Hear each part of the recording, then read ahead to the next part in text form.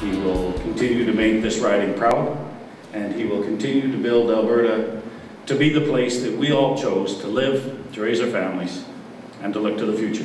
Thank you. Earlier this week, Richard Starke celebrated his new title of Vermilion-Lloydminster PC candidate with over 150 supporters. It is with great pride that I nominate Dr. Richard Starke as a Progressive Conservative candidate and the next MLA for the Vermilion-Lloydminster constituency. Tonight, I'm pleased to second the nomination of Dr. Richard Starke as the PC candidate for the Vermilion-Lloydminster constituency, an individual who has qualities we respect. Like Darcy said, he cares about the people, the region, our province, and Canada. I am grateful and deeply humbled by this honor, and to make it official, I accept the nomination of the Vermilion-Lloydminster PC Association to be your candidate in the next provincial election. Lloyd, as I said in my speech, he's left very big shoes to fill.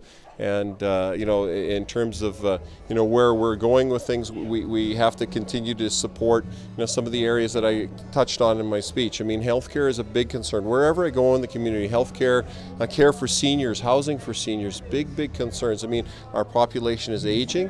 We're going to have increased stresses on our healthcare system because of that, and we have to figure out ways to deliver that system effectively without burning out our frontline workers. I mean, our frontline workers are doing a great job, but our doctors, nurses, non-medical staff, you know, it's tough working in an environment that is highly stressed and under a lot of pressure. I mean, I know that from, you know, my work through the Health Foundation in Lloydminster, and we have to work with them. We have to get solutions from our frontline workers. You know, that's I think something that if we work a little bit more on collaboration in the solutions that we develop and then implement, I think that'll go a long way.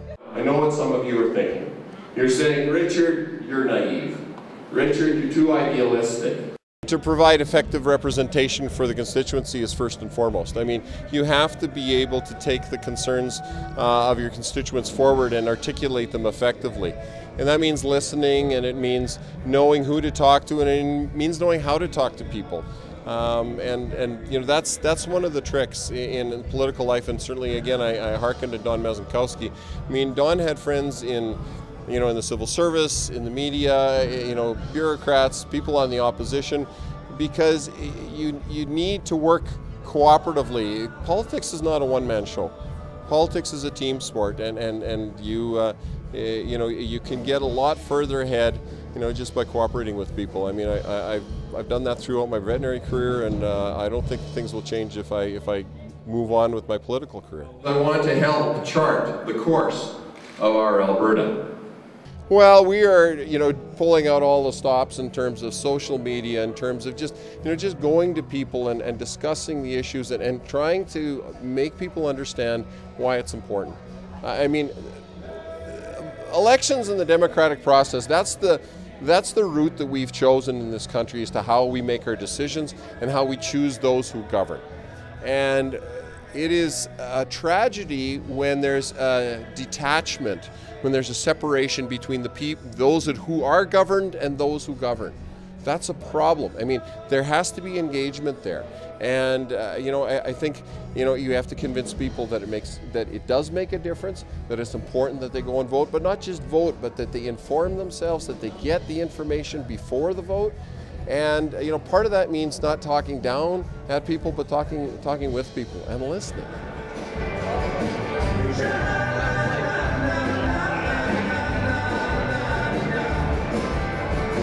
I was really pleased. We had a good, enthusiastic crowd, and I appreciate everybody making the effort to come out. And you know, it's a good opportunity to you know, practice speaking in front of a group again. It's been a little while since I've done that, and but you know, I was able to speak tonight sort of from the heart and talk about a lot of things that are important to me.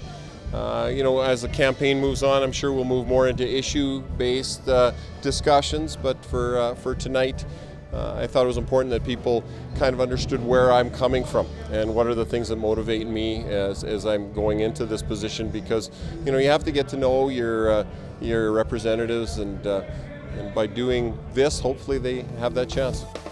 After the break, we find out what it takes to become a volunteer firefighter.